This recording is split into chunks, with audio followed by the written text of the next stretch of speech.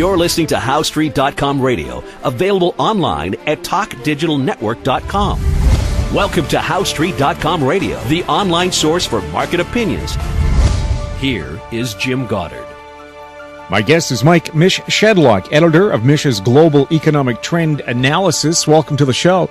Hey, it's a pleasure to be on, Jim, and we've got some exciting news out of Zimbabwe. We've not talked about that country for a long time. If it ever. Ended its hyperinflation back in 2009, and actually they stopped using the Zimbabwean dollars, although they still linger there. The government came out today and said that they're just going to do a forced conversion rate with anyone that still has these things in their bank account. And the rate is, get this, 175 quadrillion Zimbabwean dollars. That's 175,000 trillion Zimbabwean dollars is worth $5.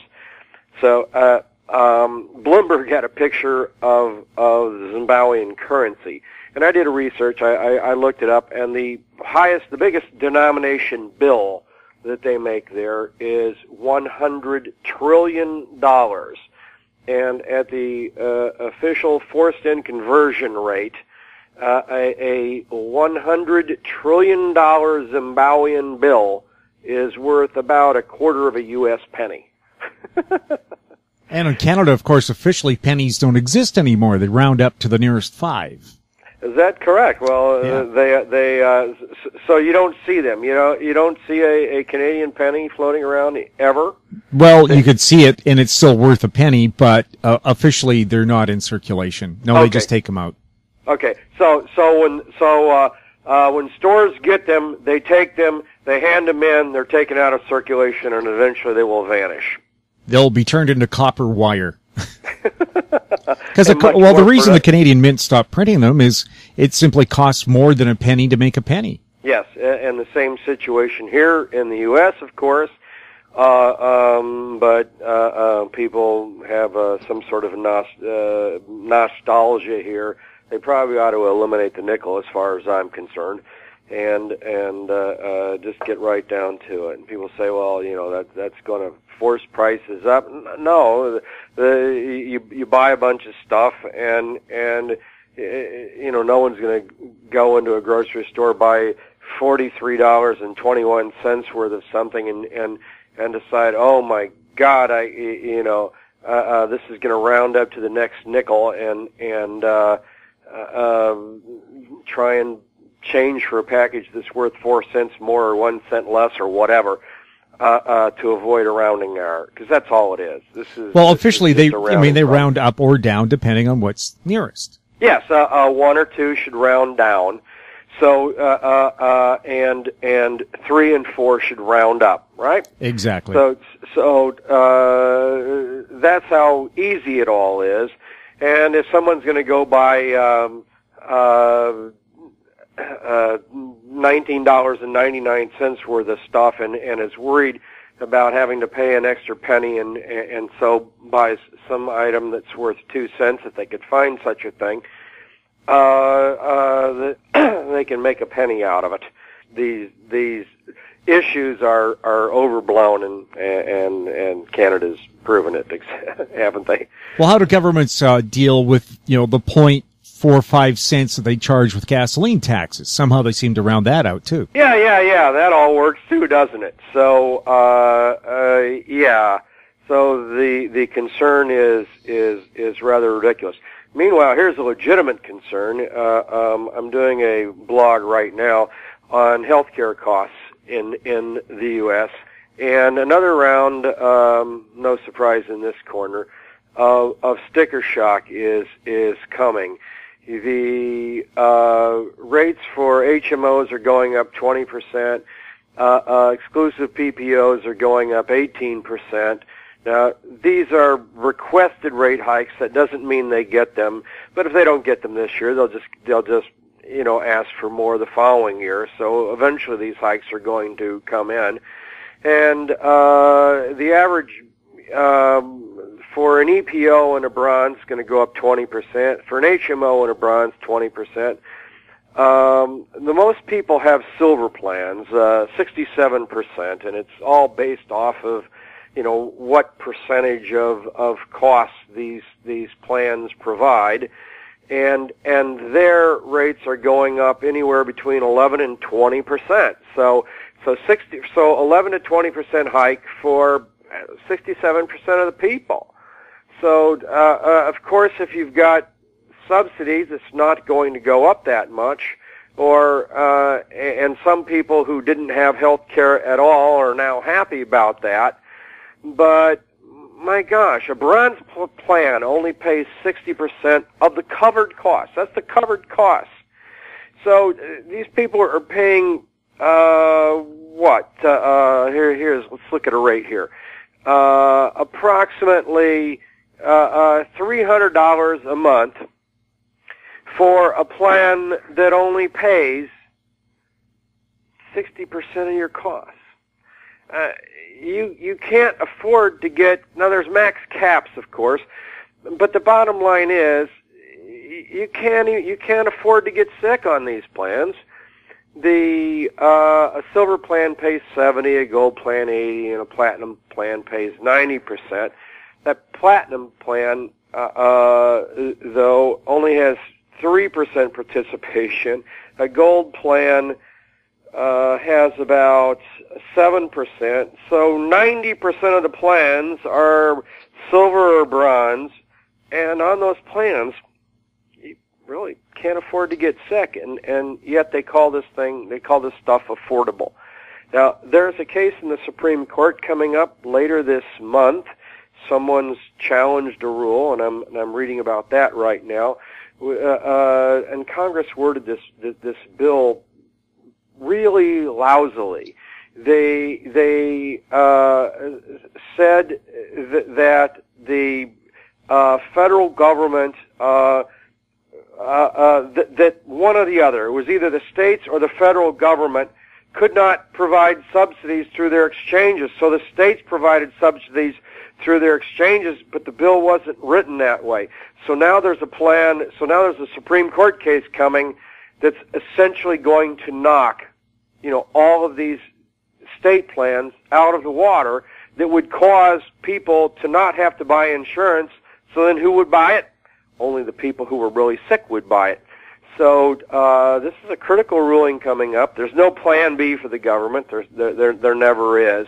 And right now it looks like there's 6 that are going to vote for the government, and they need one more vote. And the question is, do they get it? My guess is they probably will, but if they don't, all hell's going to break loose with American insurance. So, something to think about here versus the types of problems you have up there in Canada. Much different, right? Yes. Well, in Canada, either your medical premium is covered completely by your income tax in a province, or you pay a nominal fee per month. I think it's $125, $130 a month for a family of 2. And anything beyond that in a hospital is covered by the government. I don't pay for individual doctor visits. However, prescriptions, eye care, and dental care are not covered by your provincial plan, and you have to get private insurance for that. But Canadians, and I would say the rest of the industrialized world, all have some kind of socialized medicine, and they just look at the U.S. and shake their heads and say, why can't you do it like we do it here? The reason, and it's actually pretty obvious, but it never seems to come up, and no one seems to figure it out, is, say, compare it to, say, France or most of Europe for that matter. Over there, there's established rates for practice for procedures, but there's not the same liability issues that doctors have here, and the government is entangled every step of the way.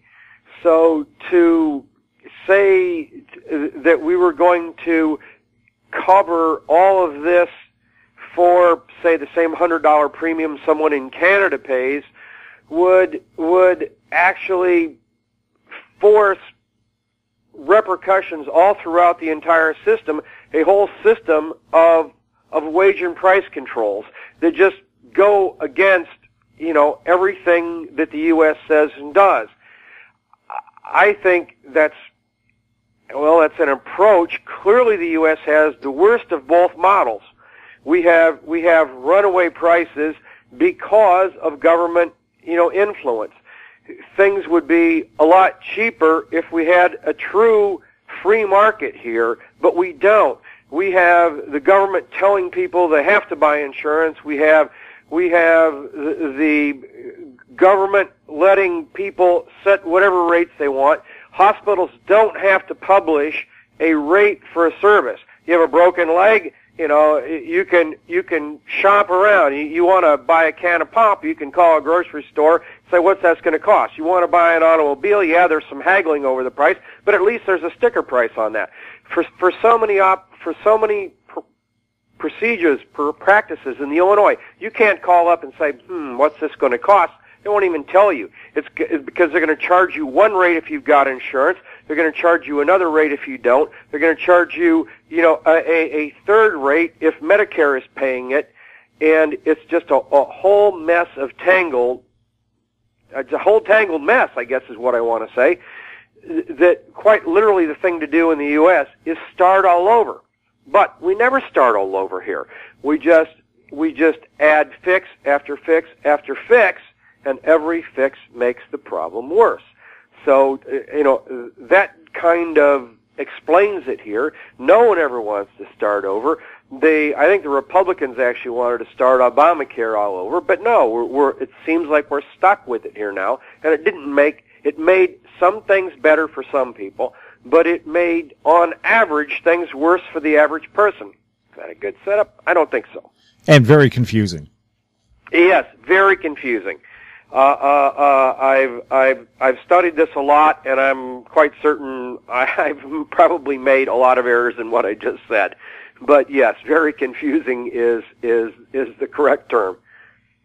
We'll have more with Mish Shedlock right after this.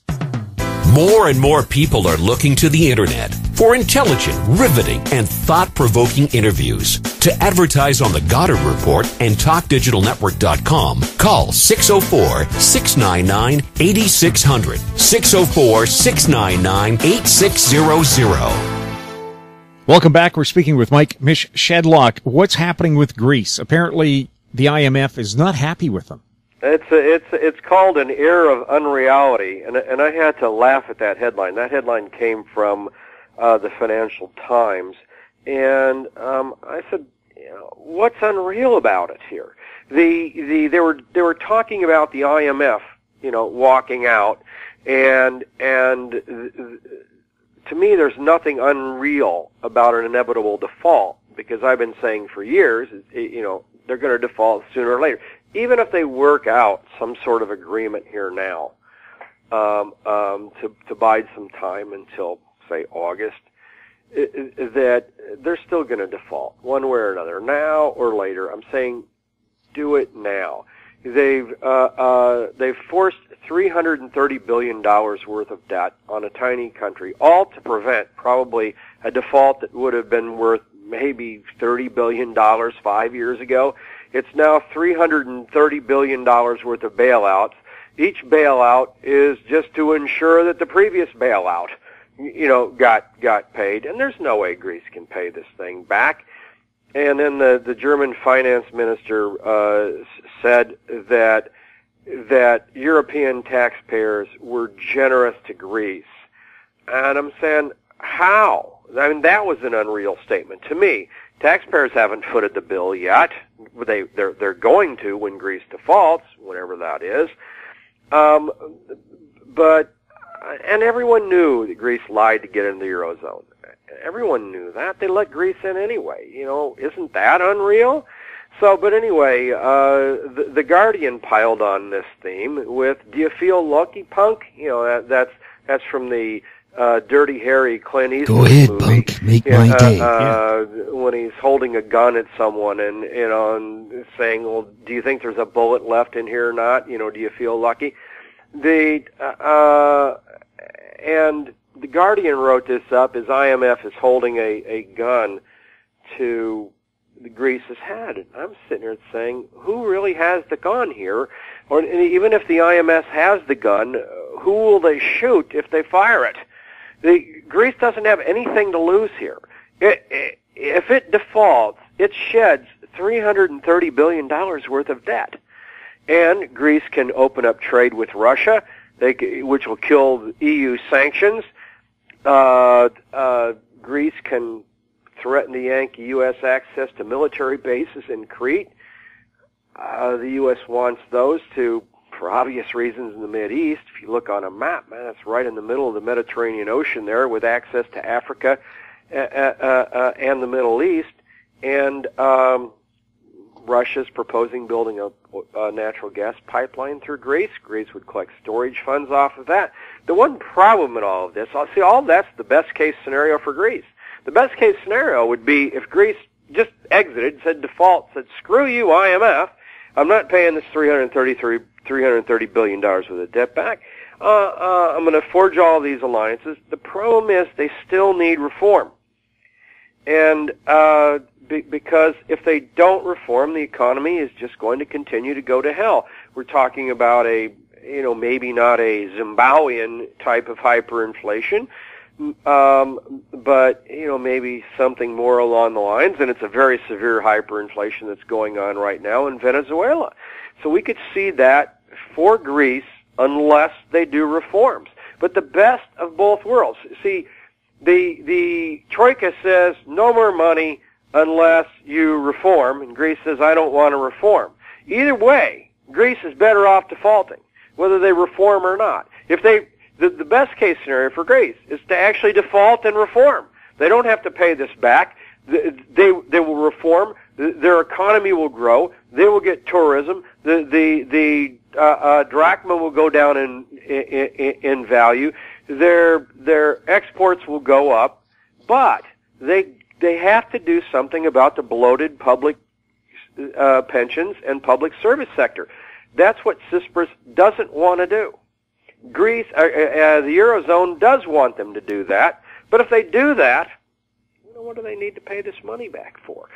So either way, I look at it, Greece is better off defaulting, whether they reform or not, but the best case scenario is they default, then reform, and not only that, if they did that, their economy would grow, and Italy, Spain, Portugal would be looking at Greece saying, you know what, why can't I do that?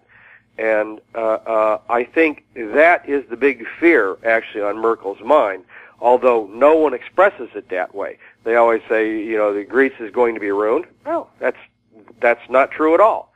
If Greece does the necessary reforms, it will thrive if it defaults and does the reforms. And I could see, too, how if they joined up with Russia in some way, how to get around the sanctions against Russia. Well, I just set up an export business that sends my airplanes, my pork, my wheat directly to Greece, and then they broker a deal with the Russians. Oh, it's worse than that. Under EU treaty, those sanctions have to be unanimous. Greece is in the EU. So even if they default, leave the Eurozone, they're still in the EU. If Greece says, when the EU goes to vote for the next round of sanctions, if Greece says, nope, won't go along, guess what? There aren't any sanctions at all for anybody. And that would actually be to the benefit of Europe. It would certainly piss off President Obama. The U.S. would be alone then in sanctioning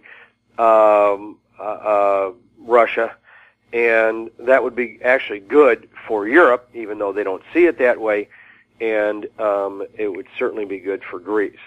So that's another good thing that can come out of this, is if Greece does leave and forges an alliance with Russia, it's going to kill all the sanctions overnight against Russia.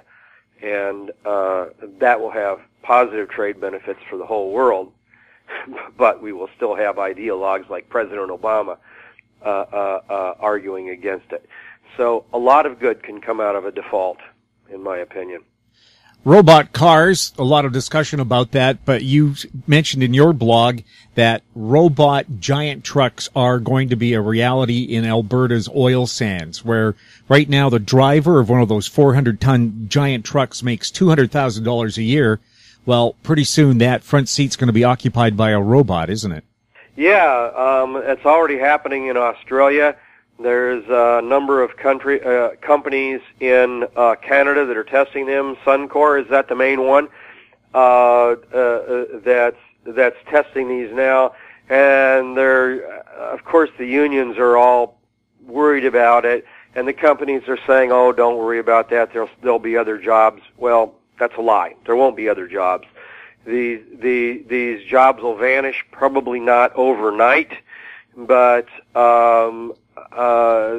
these $200,000 a year jobs absolutely go by the wayside.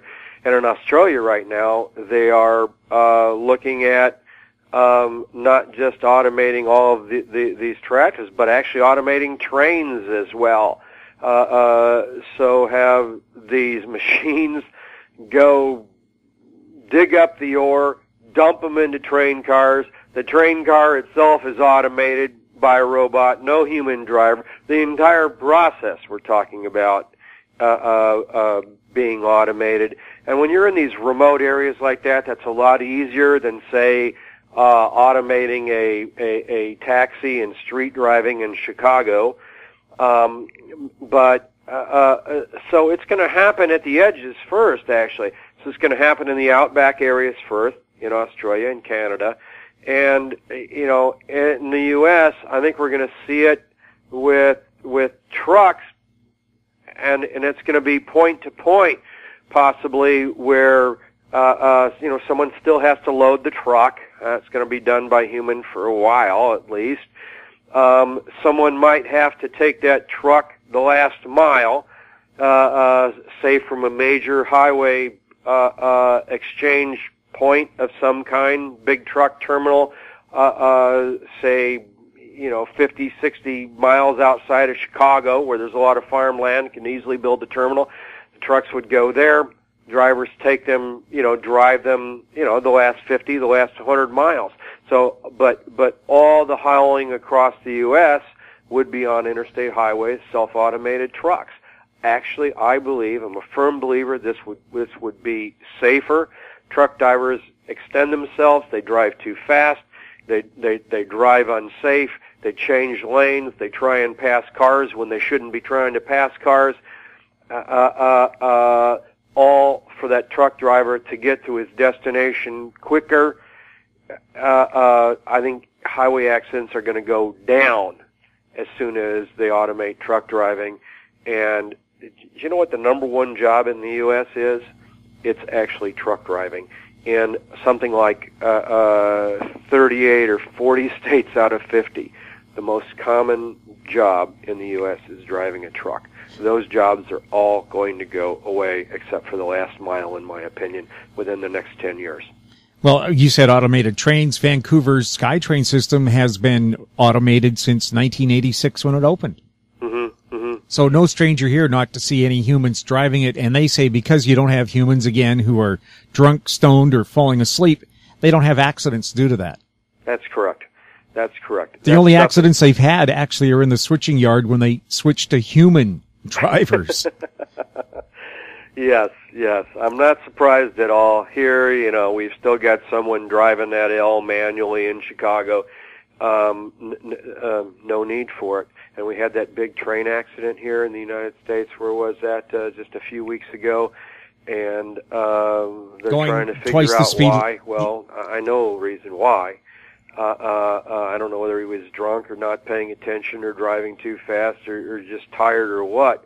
But why is they had a human operator there. That accident would not have happened. And they had that huge accident in Spain, too, where the drivers apparently had bets about who could go the fastest around that corner. Oh, my gosh. And the Italian cruise ship disaster that killed 32, 35 people, the captains had a bet about how close they could get to the island without hitting it. Well, guess who lost? Yes, and people question, still today, I get emails from unions saying you cannot replace these truck drivers. Maybe you can't for that last mile, at least for now, but coming within 10 years, the majority of truck traffic on the interstates is going to be driven by a robot. Anyway, with that, got to go. Something to think about there for the U.S., the Canada, for robots, and for Wait until the Zimbabwe. robot union shows up. That's when the robot union shows up, demanding more oil for their joints. Mish, thank you very much. Okay, my pleasure.